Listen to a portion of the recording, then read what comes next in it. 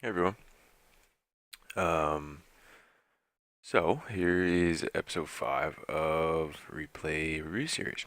Um, Today, the replays I have so far is I have 3 defeats and 2 victories. I've been trying to keep it to be defeats and draws just purely because I think you can learn a lot more from them than victories, but there are things you can take away from victories as well. So because those are the ones I got submitted, then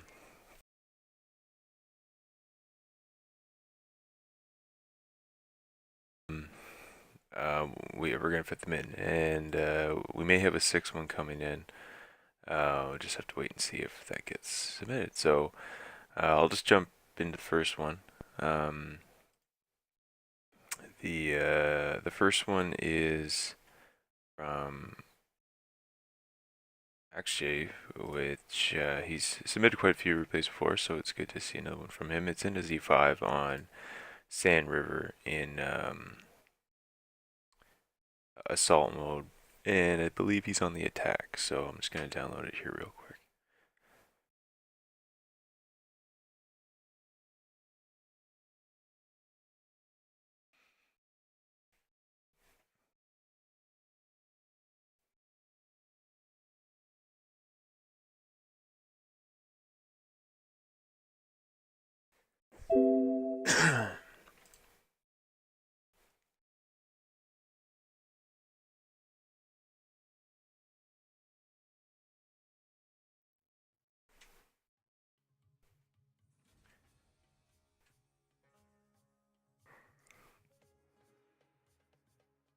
So what I'll do too is I'll throw up our kind of 4 main points again.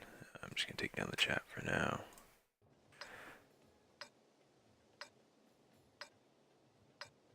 So if we kind of evaluate the map again, looking at those 4 points, what do we get? So the map, Sand River. Now Sand River is an interesting map because when it is just regular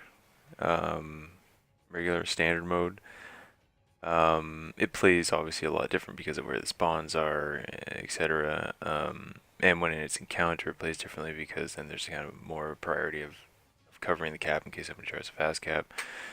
But in assault mode, what's much different is coming from the north, you have several different ways of attacking, several different ways of defending.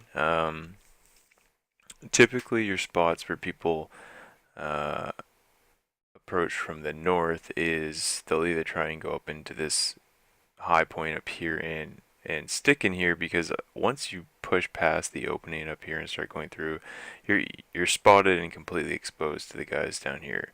Now there is areas where if you can get into it and something a bit smaller and a bit faster, you can spot from in here.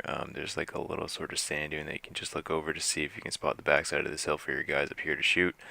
But it's very much you're a passive spotter down here. You don't want to fire. You don't want to do anything.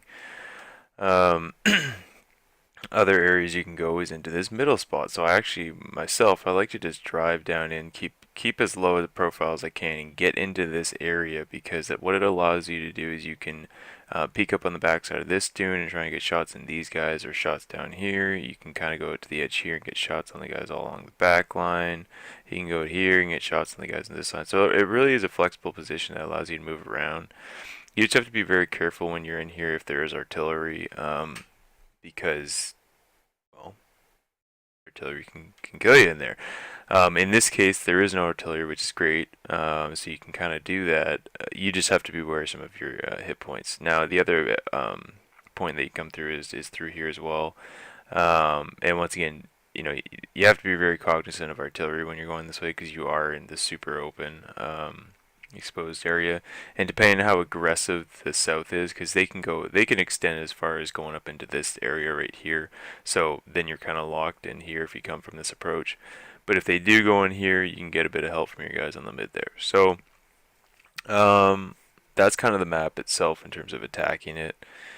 Being top tier in a heavy tank, I think where you're best suited to go is this area here because you have the ability to hold down, you have good depression, and you don't want to bleed your HP early on, right? You don't want to be the one forcing these attacks. You want to be just eliminating stuff in each sector as you move forward.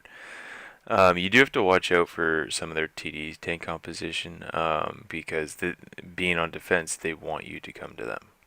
Simple as that. So don't put yourself in positions that compromise that. Um, they are lighter to some degree at the top than you or faster, but that doesn't necessarily benefit them in this case. I mean, it benefits in the sake that they can reposition quickly, but their job isn't to push out towards you, right? If they push out towards you early on, that's not like they get a win if you can't cap, so or can't kill them all. So see what they end up doing there. Like I said, no artillery, so that works good for you. So we'll just kind of roll it now and see where you end up going. Fast forward a little bit.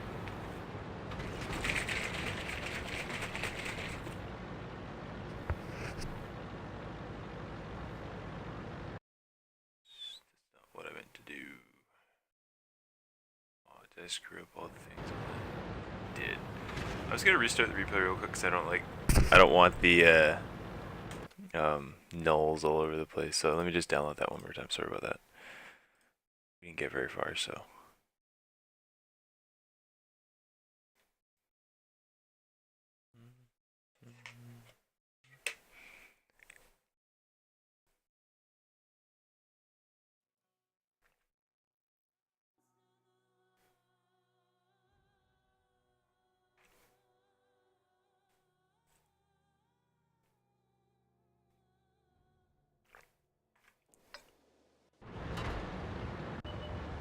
Okay, so looks like you're gonna try and go and take um, the one line approach here.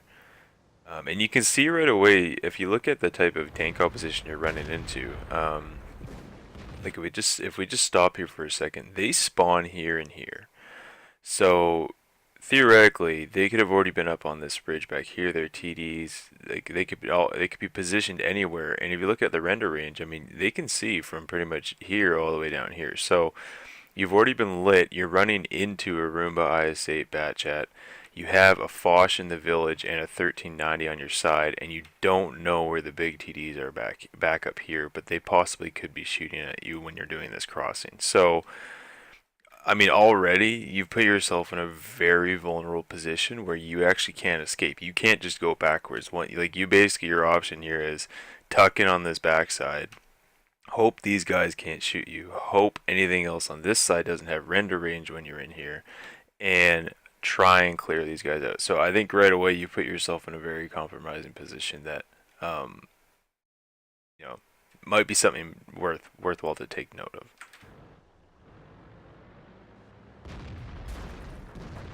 So yeah, there's the Foch. Ready to fire. The Roomba's behind you too. Let's find another He target. shoots on him. So now technically, yes, you're safe.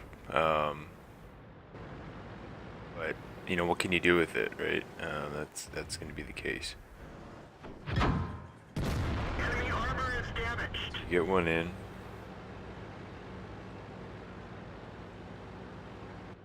Far out to the. I mean, because the thing that I hate doing is putting myself in positions where the enemy is behind me. So, for example, right, like that Batchat is behind you. The IS-8 is behind you, and so you have like these open flanks that are hard to. Yeah, and I think you mentioned that when you submitted it, is that letting the Batchat get behind you and lose all that HP. Because I mean, we're two. How many minutes in is that? 2 minutes, something like that in, and you're already down to 700 hit points. Just better management of your HP rate and position you're in doesn't really facilitate that much. I mean, now I think what you want to do, like I said, is you want to eliminate that threat behind you. Um, unless that Foch moves over far enough down here where he can shoot in your backside, getting in here to haul down and shoot that IS-8, you can really bully him over there. Target unlocked. Or even getting up and shooting this Foch right in the hat.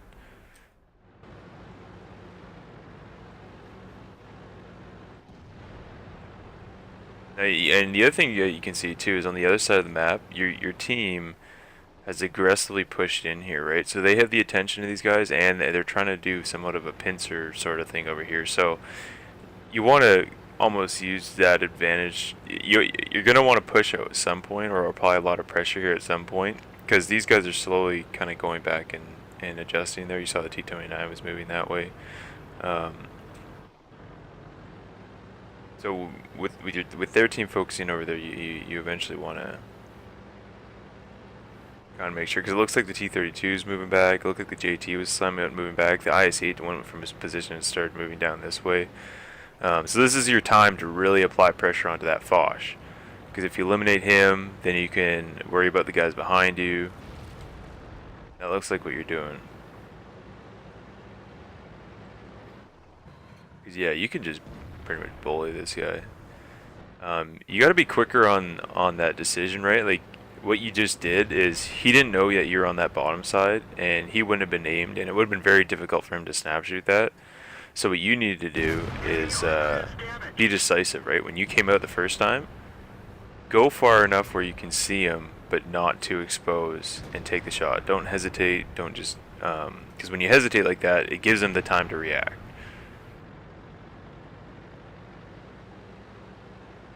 It looks like you're thinking about going over and pushing the IS-8 now that the Foch isn't on your backside.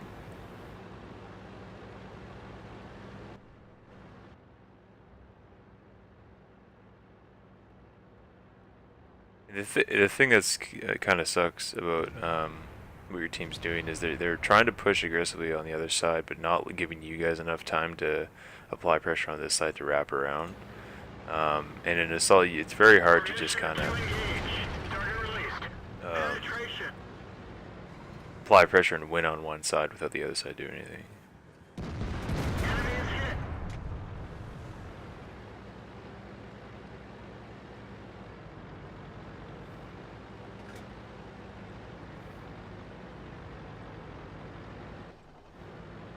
Alright, so now you got a couple of guys. The thing you have to worry about is them going for your cupola, so you want to stay active moving back and forth. If they hit your turret or your body, chances are they're probably going to bounce. And yeah, I mean, when you're in close like that, go into sniper mode and then quick load. I mean, you're going to be much more accurate. You're not going to hit the ground. At least I find it's a lot more accurate for me when I go back into sniper mode for just the close quarters, because you can really pinpoint where you want to fire. I mean, that would have been a tough shot trying to go through on the IS-8, so see if you can go. Because even right there, I mean, like, I don't know. I don't feel comfortable firing without zooming in like that, but works. In that case, I would have gone for the track on the IS-8 as opposed to the lower belly.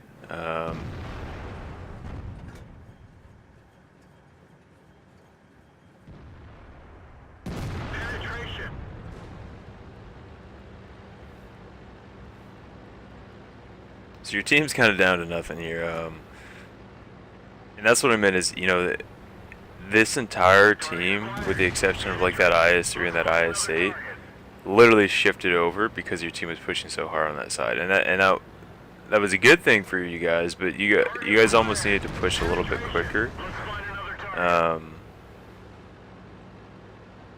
And I know it was hard for you to do because of your HP and whatnot, and your team behind you still hasn't even crossed over the goalie there, so you gotta get dodge.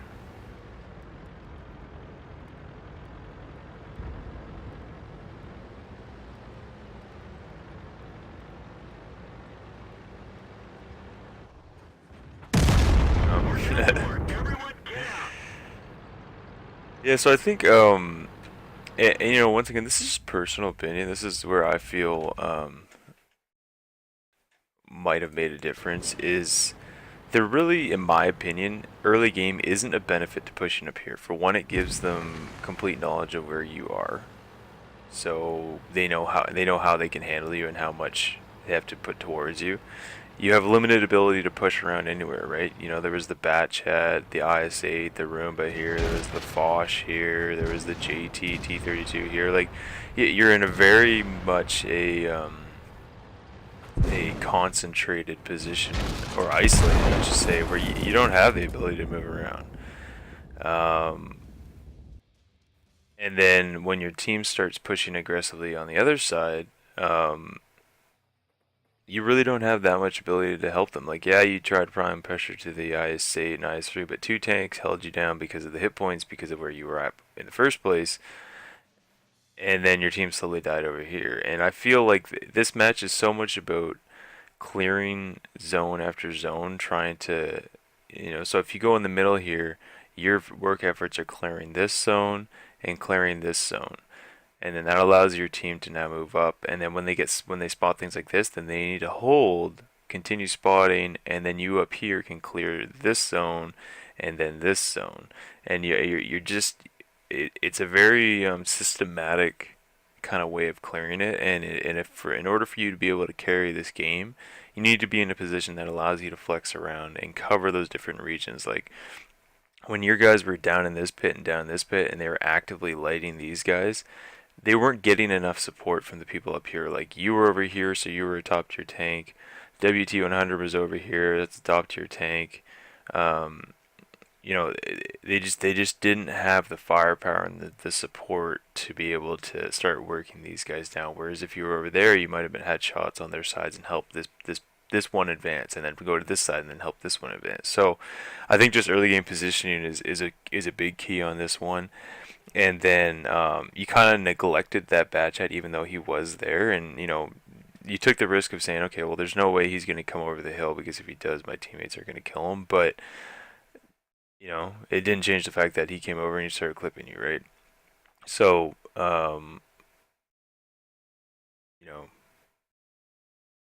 just recognizing the different threats and what's priority, because the guys in front of you that you were trying to shoot weren't really priority. So, but appreciate the replay, and hopefully incorporate some of those things the next time you have that. So the next one, let me just get this real quick. I think it's from my buddy FC, actually, good friend of mine.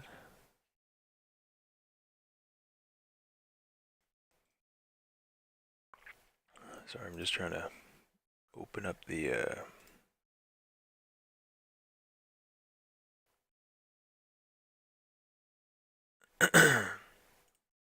yeah, so this one is from FC.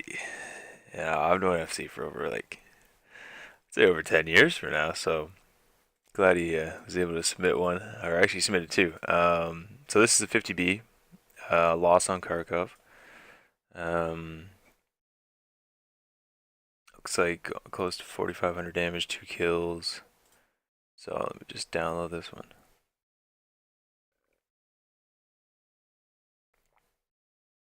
The cat is staring into your soul, my friend. Stares into my soul all the time. I don't even know where he is, though.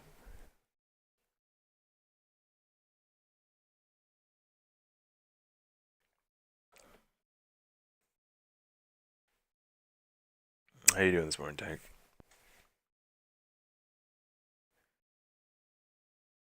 Come on.